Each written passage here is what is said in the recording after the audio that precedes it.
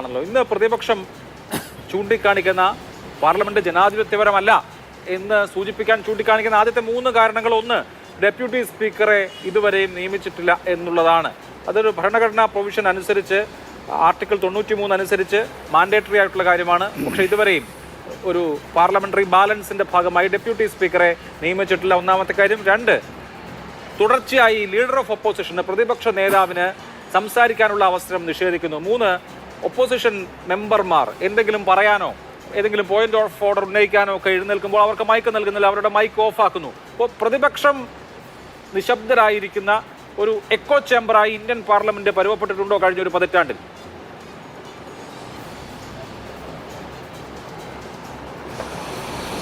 നോക്കൂ അഭിലാഷ്, ഞാനിതിൽ പ്രത്യേകിച്ച് ഏതെങ്കിലും ഒരു രാഷ്ട്രീയമായ പരിപ്രേക്ഷ്യത്തിലേക്ക് കടന്നുകൊണ്ട് അത്തരത്തിലുള്ള ഒരു ആരോപണ പ്രത്യാരോപണത്തിനായി നമ്മുടെ ഈ ചർച്ചയെ ഉപയോഗിക്കാൻ ഞാൻ ആഗ്രഹിക്കുന്നില്ല. നമ്മുടെ ബഹുമാന്യരായ പ്രേക്ഷകർക്കടക്കം ഇന്ത്യൻ പാർലമെൻറ്റിനെ സംബന്ധിച്ച് കൂടുതൽ അറിയാനായി ആഗ്രഹമുണ്ടാവുമല്ലോ. ഇന്ത്യയുടെ പാർലമെൻറ്റ് പ്രവർത്തിക്കുന്നത്, ഒന്ന്, ഇന്ത്യയുടെ ഭരണഘടന, ഇത് ഈ പച്ച പുറംചട്ടയുള്ള ഈ പുസ്തകം ലോക്സഭാംഗമായിരിക്കുന്ന വേളയിൽ എനിക്ക് ലോക്സഭാ സെക്രട്ടേറിയറ്റിൽ നിന്ന് നൽകിയതാണ്, എൻ്റെ ചങ്ങാതിമാർക്കും നൽകിയതാണ്. അതിൻ്റെ ഇംഗ്ലീഷ് ഭാഷയിലുള്ള പതിപ്പാണത്. ഈ പച്ച പുറംചട്ടയുള്ള ദ കോൺസ്റ്റിറ്റ്യൂഷൻ ഓഫ് ഇന്ത്യ എന്നുള്ളതാണ് പരമപ്രധാനമായ പുസ്തകം, ആധികാരികമായ ഗ്രന്ഥം. ഈ ആധികാരികമായ ഗ്രന്ഥത്തിൽ ഇതിലെ ഈ അഭിലാഷ് ഇവിടെ ചൂണ്ടിക്കാണിച്ച ഒരു കാര്യം നമ്മുടെ പാർലമെൻറ്റിൻ്റെ ഡെപ്യൂട്ടി സ്പീക്കറെ തിരഞ്ഞെടുക്കലുമായി ബന്ധപ്പെട്ടാണ്. ഈ ഡെപ്യൂട്ടി സ്പീക്കറെ തിരഞ്ഞെടുക്കുന്നതിനെ സംബന്ധിച്ച് ഇവിടെ പറഞ്ഞിട്ടുള്ളത് അത് ഭരണഘടനാപരമായിട്ടുള്ള ഒരു ചുമതലയാണ്. ഇവിടെ ആർട്ടിക്കിൾ 93, അനുച്ഛേദം 93, അതിലിങ്ങനെയാണ് പറയുന്നത്, ഇംഗ്ലീഷ് പരിഭാഷ: the house of the people shall, as soon as may be, choose 2 members of the house to be respectively speaker and deputy speaker thereof, and, so often as the office of the speaker or deputy speaker becomes vacant, the house shall choose another member to be speaker or deputy speaker, as the case may be. Article 93. Article 93 ഇങ്ങനെ പറയുമ്പോൾ, ഇപ്പോൾ നമ്മുടെ 18ാമത് ലോക്സഭ സമ്മേളിച്ച് തുടങ്ങിയിട്ട് ഏതാനും മാസങ്ങളായിട്ടുണ്ട്, ഇതുവരെ deputy സ്പീക്കറെ എടുത്തിട്ടില്ല. ബഹുമാന്യ സുഹൃത്ത് ശ്രീ ജയചന്ദ്രനോ അല്ല ഏതെങ്കിലും ഒരു BJP നേതാവോ ഒന്ന് ചൂണ്ടിക്കാണിച്ചു തരാമോ? കഴിഞ്ഞ പിരിച്ചുവിടപ്പെട്ട ആ 17ാം ലോക്സഭയിൽ ആരായിരുന്നു ഡെപ്യൂട്ടി സ്പീക്കർ എന്നുള്ളതിനെ സംബന്ധിച്ച്? റിട്ടയർ ചെയ്യുന്നതിന് മുമ്പ് തന്നെ ഇന്ത്യയുടെ ചീഫ് ജസ്റ്റിസ് ചന്ദ്രചൂഡ് ഇങ്ങനെ പറയുകയുണ്ടായി. അദ്ദേഹം പറഞ്ഞത്, ഞാൻ അദ്ദേഹത്തിൻ്റെ വാചകങ്ങളൊന്ന് കോട്ട് ചെയ്യുകയാണ്, അതൊരു പബ്ലിക് ഇൻട്രസ്റ്റ് ലിറ്റിഗേഷനിലാണ് അദ്ദേഹം പറഞ്ഞത്. The protracted vacancy is against the letter and spirit of the constitution. ഇന്ത്യയുടെ ചീഫ് ജസ്റ്റിസ് ഓഫ് ഇന്ത്യയുടെ വാചകങ്ങളാണ്.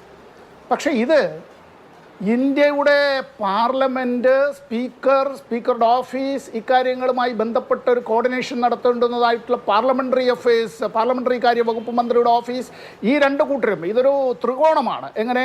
അത് പ്രധാനമന്ത്രിയുടെ ഓഫീസുമായി ബന്ധപ്പെട്ടതാണ്. പിന്നെ ഇവർ ആശയവിനിമയം നടത്തേണ്ടത് പ്രതിപക്ഷത്തുള്ള വിവിധ പാർട്ടികളുടെ നേതാക്കന്മാരുമായിട്ടാണ്. എന്തേ 17ാം ലോക്സഭയിൽ അതുണ്ടായില്ല?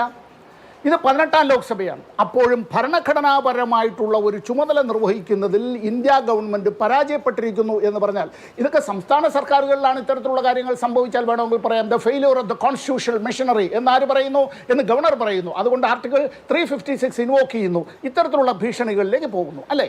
ശരി. ഇനി രണ്ടാമത്തെ ഒരു പുസ്തകം, ഇത് പാർലമെൻറ്റ് ലോക്സഭയുമായി ബന്ധപ്പെട്ടതാണ്. ഇത് rules of procedure and conduct of business in Lok Sabha. ഇതുപോലെ ഒരെണ്ണം രാജ്യസഭയ്ക്കും ബാധകമായിട്ടുണ്ട്, ഈ പച്ച പുസ്തകം. ഇതിൽ പറഞ്ഞിട്ടുള്ള കാര്യങ്ങൾ അനുസരിച്ചായിരിക്കണമല്ലോ. ഇത് പാർലമെൻറ്റിലെ ലോക്സഭയിലെ ചട്ടങ്ങളാണ്, അതിൻ്റെ ഇംഗ്ലീഷ് പതിപ്പാണ്. ഇനി മറ്റൊന്ന്, പലപ്പോഴായി the directions by the speaker of Lok Sabha, അങ്ങനെ സ്പീക്കർമാർ പലപ്പോഴും നൽകിയിട്ടുള്ള ഡയറക്ഷൻസുമായി ബന്ധപ്പെട്ടാണ്. ഇത് 3ഉം വാസ്തവത്തിൽ പാലിക്കുന്നുണ്ടോ? പാലിക്കുന്നില്ല. എന്തുകൊണ്ടാണ് ഞാനിത് പാലിക്കുന്നില്ല എന്ന് പറയുന്നതിൻ്റെ കാരണം കൂടി നിങ്ങളൊന്ന് മനസ്സിലാക്കണം. അതായത് പാർലമെൻറ്റിൻ്റെ സ്റ്റാൻഡിംഗ് കമ്മിറ്റികളുണ്ട്.